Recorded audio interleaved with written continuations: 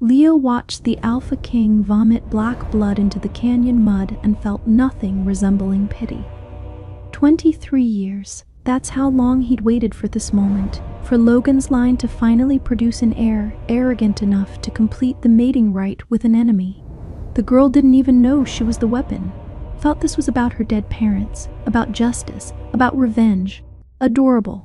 The elders had been planning this since before she was born. The hollow crown wasn't a healer's secret. It was their invitation. And now, watching the most powerful alpha in history crawl after the woman destroying him, Leo smiled. Let them chase each other into oblivion. Let them believe this was about love or vengeance, or any emotion that mattered. By the time they realized the truth, the monarchy would already be ashes, and he would be standing in the ruins, crown in hand, finally king of a world that no longer needed kings.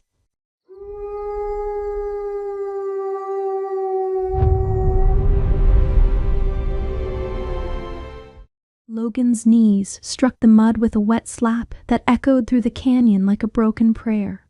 Blood pooled in his mouth, his own, bitter and wrong, the taste of iron mixed with something worse, emptiness. A hollowness so profound it felt like his ribcage had been scooped clean, leaving only the shell of what used to be the most feared Alpha King in the Wolfland Empire's blood-soaked history. He shouldn't be here, shouldn't be crawling, yet here he was, dragging himself through the filth like a gutted animal, following a scent that burned through his sinuses like poison and salvation twisted into one cruel thread. Ivy. The name alone made his chest convulse, not with longing, though the elders would assume that's what drove him. No, this was biological, a need so visceral that his body was cannibalizing itself in her absence, eating through muscle and marrow to fuel the desperate hunt. She'd taken something from him, not his pride, not his heart, his essence. The ancestral power that had flowed through 12 generations of Alpha Kings, the very thing that made him Logan the Unyielding, was now inside her. He could feel it even now, a phantom limb sensation that told him she was close. 17 miles northwest, maybe 16. Every step she took away from him carved another hour off his life. The rain started again, cold, relentless, turning the ancient trader's path into a river of mud that sucked at Logan's palms as he clawed forward. His royal guard, what remained of them, kept a respectful distance, 10 yards back. Close enough to intervene if something attacked, far enough that they wouldn't have to watch their king reduced to this. "Your Majesty!" The voice belonged to Leo, the Empire's head enforcer. A granite slab of a man with silver threading through his dark hair and eyes that had seen 3 Alpha Kings rise and fall. "We should make camp. I need her." Logan's voice came out shredded, barely human. 17 miles. "We close the gap by dawn or I won't see another sunset." It wasn't hyperbole. 3 days ago, his left hand had started going numb. Yesterday, he'd coughed up something black and viscous that his healers refused to identify. This morning he'd woken unable to remember his mother's name. The rite of the hollow crown was killing him, slowly, methodically, and Ivy knew exactly what she was doing. She'd walked into his throne room 6 weeks ago wearing the green robes of a healer from the Thornwood Territories, one of the conquered lands on the Empire's eastern border, her territory. The place Logan's father had burned to ash 20 years prior, back when unification was just a prettier word for genocide. Ivy had looked at him with eyes the color of winter moss and offered herself for the mating rite. Not as a bride, as a treaty. "My people need medicine," she'd said, voice steady despite the 300 wolves watching from the gallery. "The Empire has cut off our supply routes. Children are dying. If I complete the rite with you, the blockade lifts." That's the law. Logan had studied her. 24, maybe 25, tall for a female wolf, with auburn hair braided tight against her skull, and the kind of beauty that didn't apologize for existing. But it was her scent that had arrested him. Wild sage and river stone, underlaid with something sharper, something that smelled like purpose. He should have recognized it then, Should have known that a woman who walked into a predator's den with her spine that straight wasn't there to negotiate. She was there to execute. The mating rite itself had been a political formality. No romance. No tenderness. Just the ancient words spoken in the temple of first blood while the elders bore witness, followed by the ritualistic exchange of essence, a bite to the shoulder that would bind their wolves together and theoretically stabilize the Empire's fractured territories. Except Ivy had done something different. When Logan's canines pierced her skin, when his alpha power should have flowed into her and created the standard hierarchical bond, she'd whispered words in a language he didn't recognize. Old words, forbidden words. And then she'd bitten him back. Not on the shoulder, where tradition demanded. On the junction where his neck met his collarbone, directly over the pulse point where his alpha essence pooled strongest. The pain had been exquisite, blinding, like she was drinking the sun straight from his veins. When he'd woken the next morning, alone in the ceremonial bed, he'd known immediately that something was catastrophically wrong. His wolf, the massive black beast that had terrorized battlefields and broken armies, was silent, not sleeping, not subdued, gone, and so was Ivy. Your Majesty, the scent changes here. Leo's voice dragged Logan back to the present. The enforcer was crouched 30 feet ahead, examining the ground where the path split into 3 directions. North toward the frozen wastes, east toward the shattered temples, west toward— Logan's stomach lurched. West toward the Valley of Bones, where his father was buried. She's not running, Logan said, the realization hitting him like a fist to the throat. She's leading me. Leo's expression didn't change, but something flickered in those ancient eyes. Then perhaps we should reconsider. No. Logan forced himself to his feet, swaying. His vision grayed at the edges, but he locked his knees and refused to fall. She wants me to follow. So I follow, but not because I'm her prey. Because I need to understand what she's hunting. The scent hit him again, that maddening trail that kept him tethered to consciousness. But underneath it, buried so deep he'd almost missed it, was something else. Something that smelled like decay and old blood and his father's fury. Logan took one step forward, then another. The rain carved rivers down his face, washing away the mud and blood, leaving only the raw truth of what he'd become. A king without a crown, a predator without teeth, a man hunting the woman who'd hollowed him out and left him gasping in her wake. But somewhere in the wreckage of his power, buried beneath the biological necessity and the rage, a different question began to form. What did she see when she looked at me in that throne room? What did I do to make her willing to destroy us both? The scent pulled him west, toward answers, toward Ivy, toward whatever ending waited in the Valley of Bones, where the dead kept secrets and the living paid for the sins of their fathers. Logan crawled forward into the rain, and for the first time in his reign, he wondered if being king had ever been worth the cost.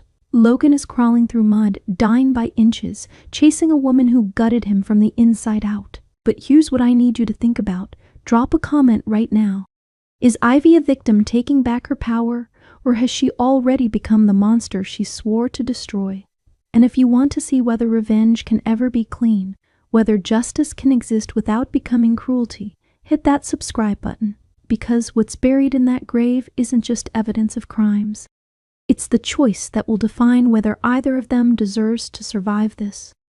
Ivy's hand shook as she carved the final sigil into the stone altar, not from fear, from exhaustion. The alpha essence she'd stolen was a living thing inside her, thrashing, burning, demanding to be used. It pressed against her ribcage like a caged beast, and every hour she kept it contained felt like swallowing fire. 3 days. That's how long she'd managed to stay ahead of Logan. 3 days of running through territories she'd memorized from her grandmother's maps. 3 days of feeling him crawl after her, his life force dimming with every mile, tethered to her by the very ritual she'd used to gut him. She should feel triumphant. Instead, she felt sick. You're wavering. The voice came from the shadows of the ruined temple. Zara stepped into the moonlight, her silver hair stark against dark skin, eyes sharp as broken glass. Ivy's mentor, her co-conspirator, the woman who taught her the rite of the hollow crown in the first place. "I'm not wavering," Ivy said, but her voice cracked on the lie. Zara moved closer, studying her like a specimen. "You've been tracking his father's soul marker for 6 weeks. We're 2 days from the grave. This is not the time for doubt." Ivy pressed her palm against the altar, feeling the ancient stone pulse beneath her skin. Around them, the shadowed temple loomed, a relic from before the Empire, when Wolf still believed in gods instead of kings. "He's dying, Zara. I can feel it. Every breath he takes is agony." "Good." Zara's voice held no sympathy. "His father burned 43 villages, slaughtered entire bloodlines. Logan inherited that throne built on our people's bones, and he's ruled for 7 years without once questioning the foundation." Ivy knew this, had recited it like a prayer every night since her parents' execution.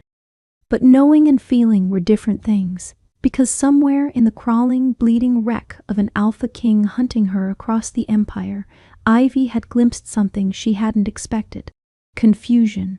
When Logan had looked at her in that throne room, there'd been no recognition of her face, no memory of the Thornwood massacre, no awareness that the woman offering herself for the mating rite was the daughter of the healers his father had hanged for refusing to weaponize their gifts. He looked at her like she was a stranger, like he genuinely believed the rite was about peace. Zara's hand landed on Ivy's shoulder, grip iron strong. 2 more days. Then we expose the evidence, shatter the monarchy, and your parents can finally rest." Ivy nodded, but as she felt Logan's essence writhe inside her, hungry and desperate and aware, one terrifying thought crystallized. What if vengeance doesn't end with his death? What if it ends with me becoming exactly what I hate? Logan collapsed at the temple's threshold just as dawn broke. His guards caught him before his skull cracked against stone, but barely. Leo barked orders, water, blankets. Something to stop the convulsions racking the Alpha King's body like a puppet with cut strings. But Logan wasn't focused on his failing flesh. He was focused on her. Ivy stood 30 feet away, framed by the temple's broken archway, and for the first time since she'd fled, they were face to face. She looked different, stronger. Her eyes glowed with an amber light that didn't belong to her, it belonged to him, his alpha essence, burning behind her irises like stolen fire. "You're early," she said, voice steady, despite the way her fingers trembled at her sides. "I didn't expect you to last this long." Logan forced himself upright, ignoring Leo's protest. Every muscle screamed. His vision doubled, then tripled before snapping back into agonizing focus. "What?" He had to stop. Breathe, fight down the black bile rising in his throat. "What did you take from me?" "Everything your family stole from mine." Ivy's words cut like glass. 20 years ago, your father hanged my parents in the Thornwood Square. Do you even remember their names?" Logan's mind reeled. Thornwood. The pacification campaign. He'd been 7. "I don't..." He started, but she laughed, and the sound was broken. "Of course you don't. You were a child prince while my mother bled out for refusing to create biological weapons for your father's army, while my father was executed for healing the wrong people." The temple seemed to tilt. Logan's wolf, or what remained of it, stirred for the first time in weeks, recognition bleeding through the bond. Healer bloodline. Thornwood resistance, the ones father said chose death over loyalty. "So you took the right," Logan whispered, pieces sliding into horrible place. "You weaponized it, used me to expose the truth." Ivy stepped forward, and Logan saw the silver-haired woman emerge behind her. Zara. He knew that face from intelligence reports. Former Thornwood council. Presumed dead. Apparently not. "Your father's grave," Zara said, voice like winter. "It contains proof of how the first Alpha King actually built this empire. Not through noble unification, through genocide sanctioned by blood magic." Logan's stomach dropped. "And once we unearth it," Ivy continued, "once every territory sees what your bloodline truly is, the empire will tear itself apart, starting with you."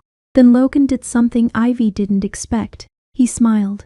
blood on his teeth, essence draining, body failing, and he smiled. "Then let's dig up my father together," he said. "Because if you think you're the only one who wants him dead, you're wrong." The Valley of Bones earned its name honestly. Ivy had seen the sketches in her grandmother's journals, but nothing prepared her for the reality. Thousands of skulls embedded in the canyon walls like grotesque decorations, remnants of the unification wars that built the empire's foundation. Her people's bones. Logan walked beside her now, each step a visible agony he refused to acknowledge. His guards flanked them at a distance, Leo's silver eyes tracking every movement with predatory focus. "The official story," Logan said, voice raw, "is that my father buried his war journals here. Tactical records, nothing more. The official story is a lie." Ivy felt his essence pulse inside her, responding to his proximity. The closer they got, the more it burned. "Your father buried evidence of the bloodline pact, the ritual that let Alpha Kings consume the essence of defeated territories. That's how your family got so powerful. Through cannibalism." Logan stumbled, caught himself against a skull-studded wall. "That's impossible. The bloodline pact is a myth, is it?" Zara interrupted from ahead, where she'd been clearing the path. "Then explain why every Alpha King in your line has lived twice as long as normal wolves. Why your father's strength was legendary. Why you," she gestured at his deteriorating form, "are literally dying without the essence you inherited." The pieces were there. Logan could feel them clicking into place like broken bones, setting wrong. His father's paranoia in his final years. The sealed chambers in the palace. The elders who never quite met Logan's eyes when discussing his inheritance. "If this is true," he said slowly, "then every treaty, every alliance, every built on corpses." Ivy's voice was ice, including mine. They reached the grave marker as the sun hit its zenith, a simple stone slab with his father's name and the family crest. Nothing special, nothing worth hiding, except Logan could smell it now. Underneath the earth, underneath the stone, old magic, blood magic, Lud magic, wrong magic. "Leo," he called, "help them dig." The enforcer didn't move. "Your Majesty, perhaps we should." That wasn't a request. Something flickered across Leo's face. Calculation, decision. Then he smiled, and it was the smile of a man who'd been waiting for this moment. "No," Leo said simply, "I don't think I will." The guards moved as one, forming a circle around Leo instead of Logan. 8 wolves, all bearing the enforcer's silver insignia instead of the royal crest. Ivy's hand went to her blade, but Logan was faster, stepping between her and Leo despite his body screaming protest. "Coop?" Logan's laugh was bitter. "The elders sent you." "The elders want stability," Leo corrected. "You're too weak to rule. She's too vengeful. But that grave," he gestured casually, "that contains proof that will end the monarchy entirely. We've been waiting 20 years for someone brave enough to dig it up." Zara's voice cut through the tension. "Ivy." The ritual. Now, and Ivy realized with horror what her mentor meant. To fight Leo's wolves, she'd have to use Logan's essence, become the very alpha she'd sworn to destroy. Ivy's body moved before her mind caught up. The alpha essence exploded outward like a dam breaking, gold and crimson light erupting from her skin as Logan's stolen power finally found its voice. The temperature dropped 20 degrees in an instant, and when she opened her mouth, the command that came out wasn't hers. It was his. "K. Kneel." Leo's wolves hit the ground like stones, all 8 of them, necks bared in involuntary submission, bodies betraying them as the alpha dominance rolled over them in waves. Only Leo remained standing, jaw clenched with effort. Ivy stared at her hands, now glowing with the same amber light she'd seen in Logan's eyes the day she'd met him. The power felt right. Perfect. Like she'd been born to wield it. And that terrified her more than anything Leo could do. "Ivy." Logan's voice was barely a whisper. He dropped to one knee, not from submission, but from sheer physical collapse. "That's not how it's supposed to work." Zara's face had gone ashen. "The essence recognizes her. It's choosing her. Impossible, Leo spat. She's not royal blood. Blood doesn't matter. Logan coughed, and this time what came up was pure black. The hollow crown ritual doesn't steal power. It transfers it to whoever carries the strongest claim, the most justified rage. Ivy felt it then, the horrible truth sliding into place like a key in a lock. The essence wasn't killing Logan because she'd taken it. It was killing him because it wanted to leave, because somewhere in the twisted magic of his bloodline, the accumulated power of 12 Alpha Kings had tasted her grief, her fury, her absolute conviction that the Empire needed to burn. And it had found her worthy. No, Ivy breathed. No, that's not, I don't want. Doesn't matter what you want. Leo's voice was almost sympathetic. The moment you bid him, you became the Alpha King's successor, not his mate, his replacement. Logan laughed, the sound wet and broken. My father's final insurance policy. If any heir proved unworthy, the power would find someone who wasn't. He looked up at Ivy, and his eyes held something unexpected. Relief. You're not destroying the monarchy, Ivy. You're becoming it. The words hit like physical blows. Ivy stumbled backward, the golden light flickering as panic set in. She could feel it now, the essence burrowing deeper, rewriting her cells, making her more, stronger, faster, capable of the same brutality that had built this empire on bones. Open the grave, Zara commanded, but her voice shook, because they all understood now. Whatever they found buried there wouldn't end the empire. It would crown its new, most vengeful ruler. And she was already wearing Ivy's face.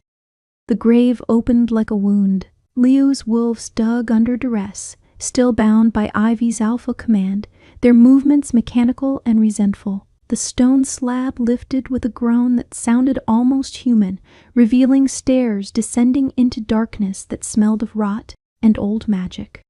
Logan couldn't stand anymore. He'd collapsed against the canyon wall, chest heaving with the effort of breathing. Every minute Ivy held his essence was another minute closer to his death. But he watched, always watched. There's something wrong, Ivy whispered, staring into the black maw of the grave. The essence inside her recoiled, pulling back like a living thing sensing danger. Zara descended first, torch in hand. Her voice echoed up after a long silence. Gods above, Ivy, you need to see this. Ivy moved toward the stairs, but Logan's hand shot out, catching her wrist. His grip was weak, trembling, but desperate. Don't. His eyes were fever bright. Whatever's down there, it's what he wanted you to find. Your father's been dead for 3 years, and he spent the last year of his life preparing this tomb. Logan's breath rattled. He knew someone would come. He knew someone would want proof. What if this is a trap? Ivy pulled free, the golden light flaring with irritation. Then I spring it. She descended into her ancestors' darkness. The chamber was smaller than expected, circular, walls covered in journals, hundreds of them, meticulously organized. Her father's handwriting on some, her mother's on others. Faces she recognized from childhood, all documented, all preserved. He kept records, Ivy breathed, of everyone he killed, not just killed. Zara's voice was hollow. She stood before a table in the center, where a single book lay open. Read it. Ivy approached on numb legs. The entry was dated 20 years ago. The day of her parents' execution. Cannot allow the Thornwood healers to continue their work. They've discovered the truth about the bloodline pact, and are developing a countermeasure, a ritual that would allow any wolf to claim alpha essence through willing sacrifice. If this knowledge spreads, the monarchy ends, execution necessary.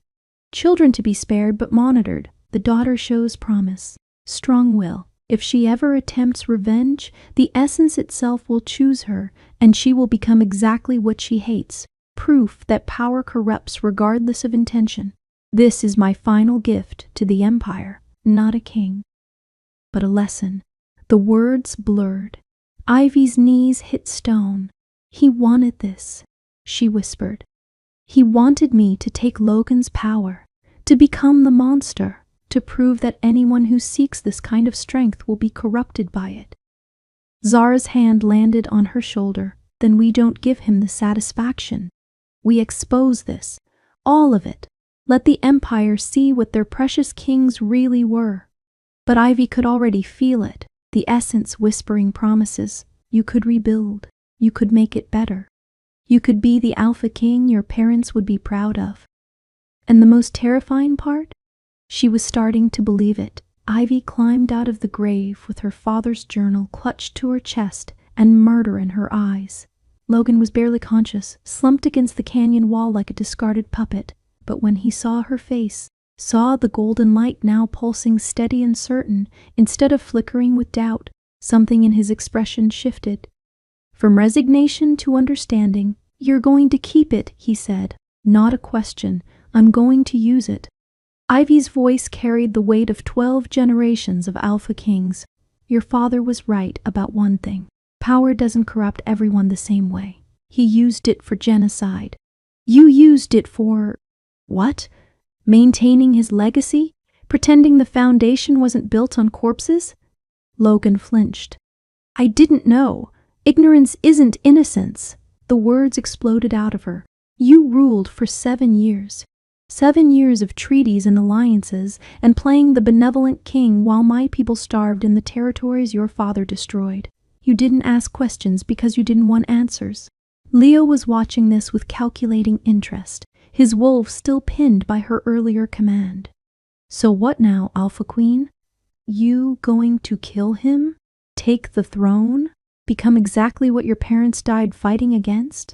Ivy turned on him and the temperature dropped again. You don't get to speak. You let this happen. The elders knew what Logan's father did, and they protected him anyway because stability mattered more than justice. Stability keeps people alive, Leo shot back. Your righteous fury is impressive, but what's your plan? Burn the Empire down? Thousands will die in the chaos. Thousands of innocent wolves who had nothing to do with. Enough. The command came from Logan. He pulled himself upright, using the wall for support, and though his body was failing, his voice carried the remnants of the authority he'd wielded for 7 years. Leo, stand down, take your wolves and return to the capital. You're in no position to give orders. I'm still breathing. That makes me king until the moment I'm not. Logan's gaze fixed on the enforcer with startling clarity. Tell the elders I'm abdicating.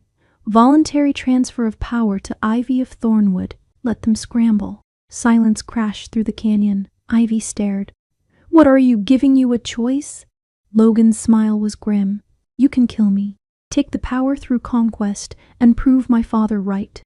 Or you can accept it as a gift, as restitution, as the only apology I can give for sins I inherited but never questioned. You'd die anyway, Ivy said, but her voice wavered. Yes, Logan's eyes held hers.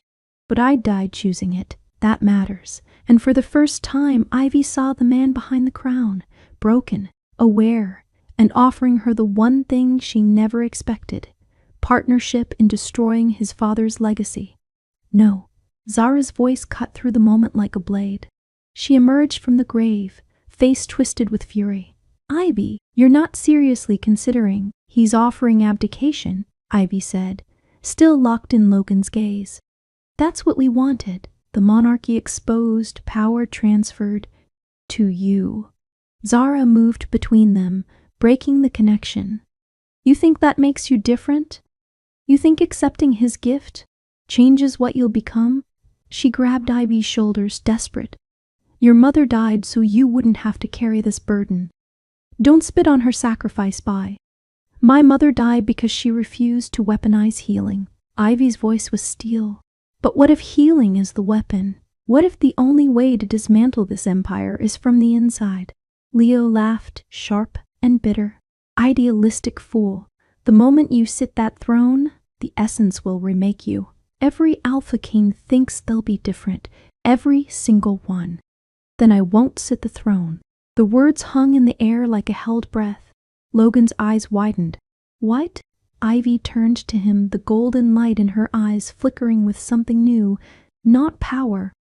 Purpose, your father's journal, the countermeasure my parents were developing. It wasn't just theoretical. She held up the journal, flipping to pages marked with her mother's handwriting. They found a way to dissolve the bloodline pact, to return the stolen essence to the territories it was taken from, all of it, every drop of power your family accumulated through genocide. Zara's breath caught. That's impossible. The ritual would require willing sacrifice from both the current holder and the Alpha King. Ivy's smile was jagged. Lucky for us, we have both. Logan processed this, his dying mind racing. You'd give it up. All of it. The power to rebuild, to change things. I'd give it back. Ivy stepped closer. And for the first time since she'd fled, the distance between them felt like connection instead of warfare. To every territory, every bloodline, let them choose their own leaders. Let them heal without someone like you or me deciding what's best for them. The Empire would fracture, Leo warned. Civil war, chaos, or freedom, Logan countered, and something like hope cracked through his voice. Actual choice instead of enforced unity. Ivy extended her hand to Logan. Your father wanted to prove power corrupts everyone. Let's prove him wrong. Logan stared at her hand, at the woman who'd destroyed him and was now offering salvation. He took it, and the golden light between them exploded into something neither expected, understanding. The ritual took 3 days. They performed it in the Valley of Bones, surrounded by the remains of those who'd been consumed to build the Empire. Ivy and Logan, bound by the same rite that had started this, now working to undo 12 generations of blood magic. The process was agony. Every territory that had been conquered, every essence that had been stolen, had to be named, acknowledged, released back into the earth so the land itself could heal. Logan remembered things he'd never known. His father's victims, their faces, their final moments absorbed into the bloodline pact. He screamed through most of it. Ivy carried the weight of what she'd almost become. The Alpha Queen who would have been more terrifying than any king. The essence showed her visions of her own potential tyranny, the justified atrocities she would have committed in the name of justice. She wept through most of it. Zara and Leo watched from opposite sides of the canyon, united only in their certainty that this would fail. But on the 3rd day, as the sun rose over the Valley of Bones, the golden light finally shattered. Like glass, like chains breaking, like a curse lifting. The Alpha essence dispersed into 1,000 golden threads, each one racing toward a different territory across the Empire. Thornwood, Riverside, the frozen wastes, every conquered land suddenly flooded with returned power, not concentrated in one ruler, but distributed among the wolves who'd survived. Logan collapsed, fully mortal for the first time in his life. No Alpha dominance, no inherited strength. Just a man who'd ruled an empire and chosen to dismantle it. Ivy caught him before he hit the ground, her own body equally drained, human, breakable, free. It worked, she breathed, disbelieving. Logan laughed, the sound raw but genuine. My father would be furious. Good, they stayed like that.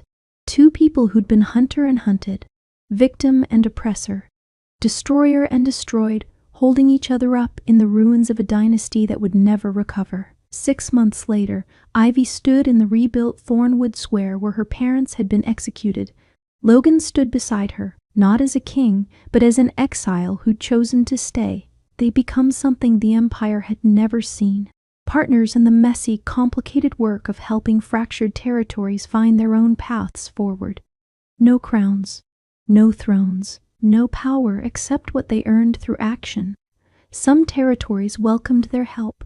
Others told them to leave and never return. Both responses felt like justice. Do you regret it? Logan asked one evening, watching the sunset paint the sky gold. Ivy considered. The scent of wild sage drifted on the wind, her scent untainted by stolen power. I regret what we had to become to get here, she said finally. But not the choice. Logan nodded, understanding in his eyes. Your parents would be proud. Yours would be appalled. Even better. They smiled, jagged, earned, real. 2 people bound not by magic or destiny, but by the conscious choice to break cycles instead of perpetuate them.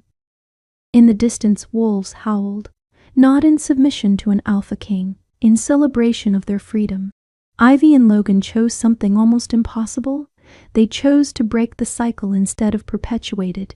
They gave up power when they could have wielded it. They chose mercy when revenge would have felt sweeter. And if that resonates with you, if you've ever stood at the crossroads between becoming what hurt you or choosing something harder and truer, then this channel is for you. Subscribe, because every story I tell is about people finding the strength to be better than their worst moments.